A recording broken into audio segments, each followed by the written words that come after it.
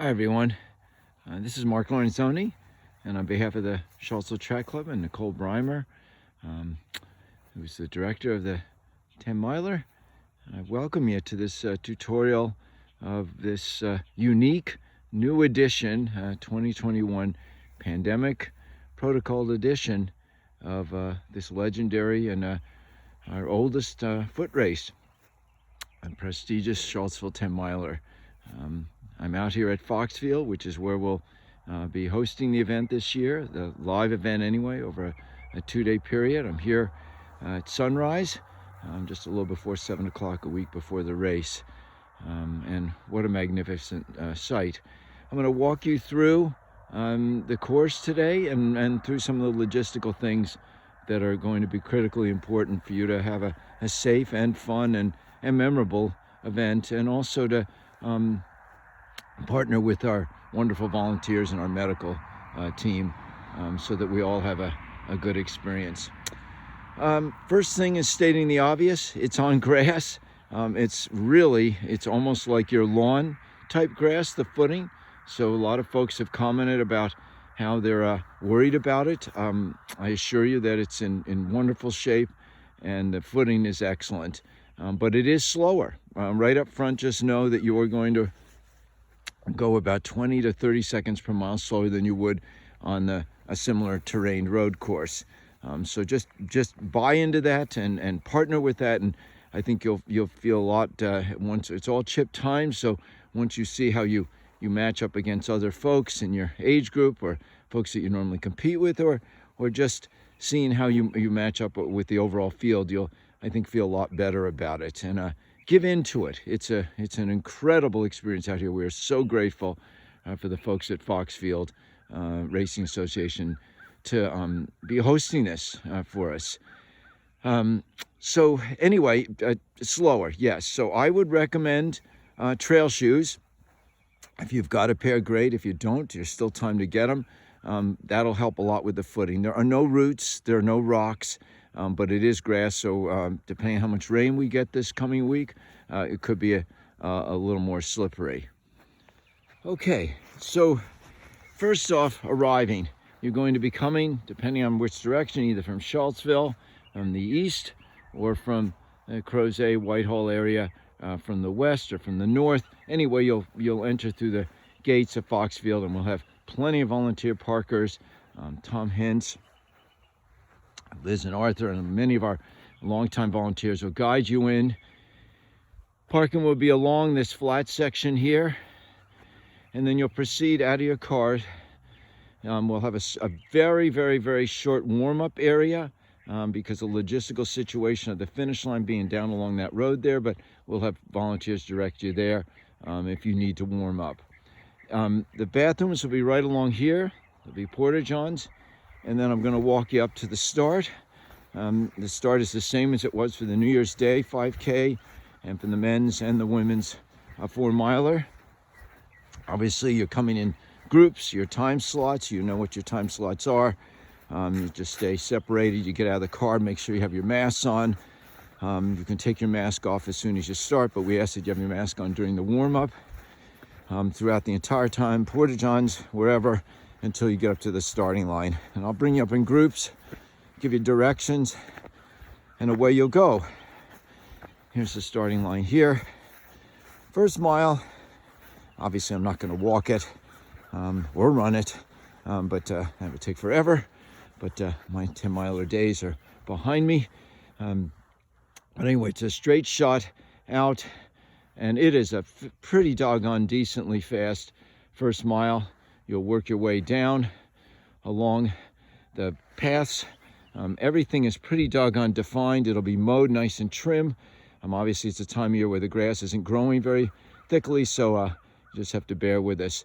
The first loop around, and it's a 4-mile loop all the way around the property into the infield, and then back down along the southern end of the course.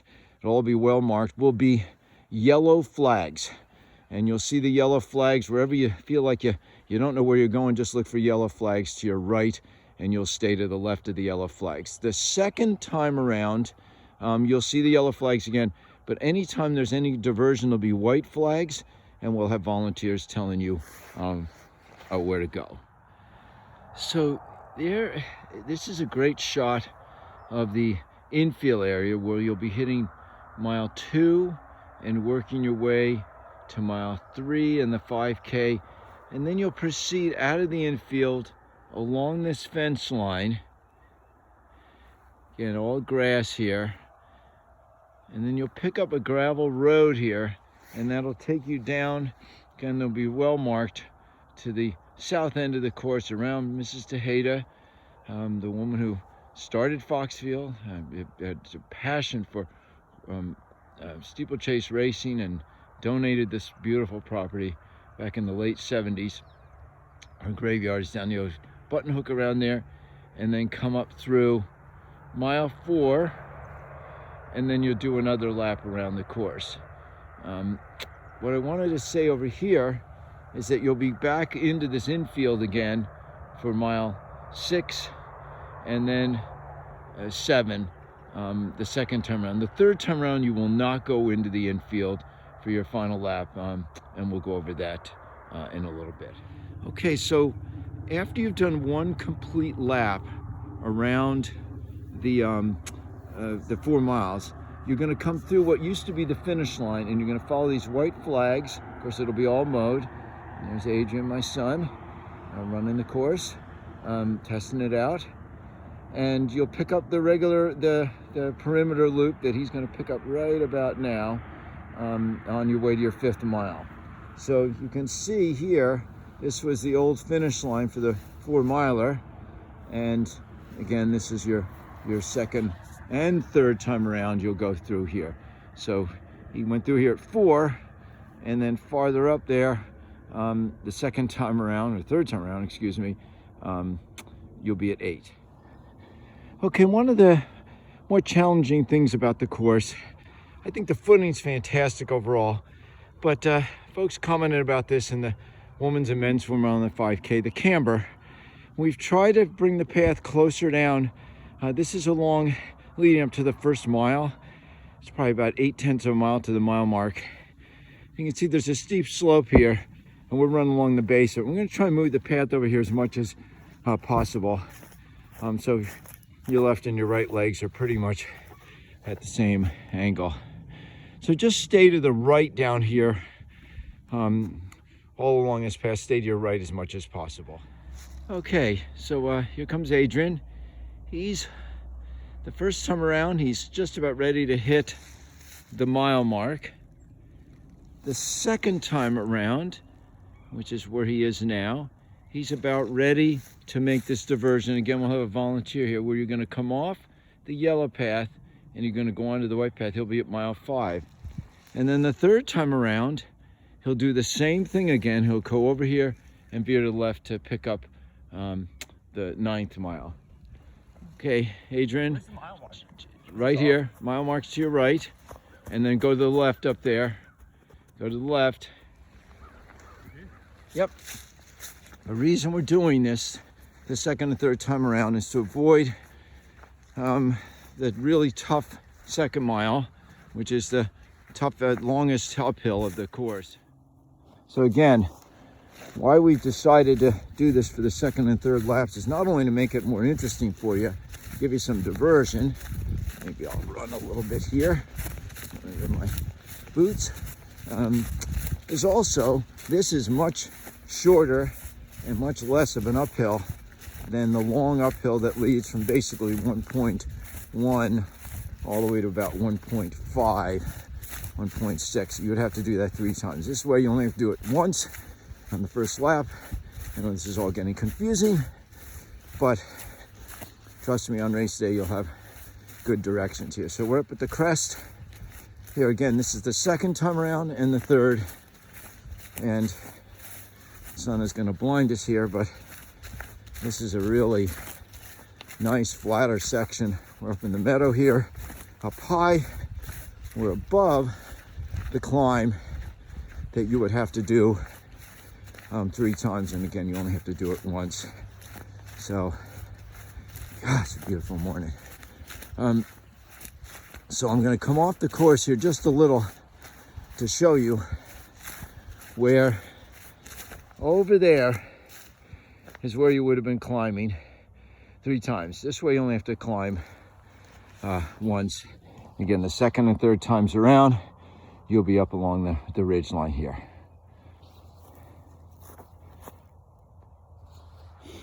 Okay, so the first time around and the second time around and the third time around, you're going to be coming up this gravel path past the hound's pen there.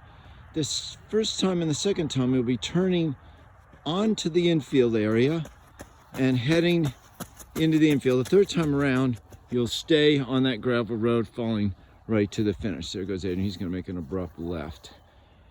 So once you're in the infield, which you'll hit mile 2 and mile 3 and 5K, and then the second time you'll hit mile 6 and 7, the path will be pretty doggone defined. And it's relatively, for the most part, it's, I think, very fair. It's a relatively flat. You've got a few uphills here and there, but it's an opportunity to maybe pick up some time. Okay, so after 2 complete loops around the property, which gets you to 8 miles, you have 1 more loop around, but you only have to do 2, obviously. This time you don't go into the infield, but you follow the gravel road all the way to the finish line here. This is actually the 10-mile spot where I'm standing right now. And it's a relatively flat, probably about almost a little over a quarter mile of gravel to the 10-mile spot. And you can see where we're at. We're back at the hangar, and that'll bring you back to the parking area, pretty close to the parking area. And obviously, again, it's chip timed the whole weekend. We'll print results at the end of the weekend. I want to talk about a few other things. First, I want to thank everyone for their flexibility and open-mindedness about what we're doing this year. The reason we went with this venue is so that we could have these rolling starts over a long period of time and not worry about having to close the streets or inconveniencing businesses and neighborhoods for several hours. We normally finish up after just a little over a few hours, and with this protocol it would have been 4 or 5, maybe even 6 hours with the rolling start. So that's why we went here. It's safer, we're not inconveniencing people, and it is a beautiful venue. And I think overall it's less hilly than the 10 miler course in town. Doesn't mean we're staying here, but with this protocol, I feel like this was really a good way of approaching it. Secondly, it's going to be warm. Now that we're just a week out, we can see that we're going to be lows in the mid-50s Saturday morning. That's about as warm as we've been getting for most days. It's supposed to be one of the warmest dawns of the entire year, and then it's supposed to get up into the 70s later on in the day. So the earlier you can start, the better. If you want to shift your time there, I think there are some open times for the early slots. I would shift as early as possible. So just, again, pay attention to that. On behalf of the Charlottesville Track Club, Nicole Breimer, and our hosts at Foxfield, I thank everyone for checking out this tutorial and paying attention on Saturday. And again, remember, masks on until the start and masks on again after you finish your event. I'm really looking forward to hosting you Saturday morning. See you then, everyone. Bye.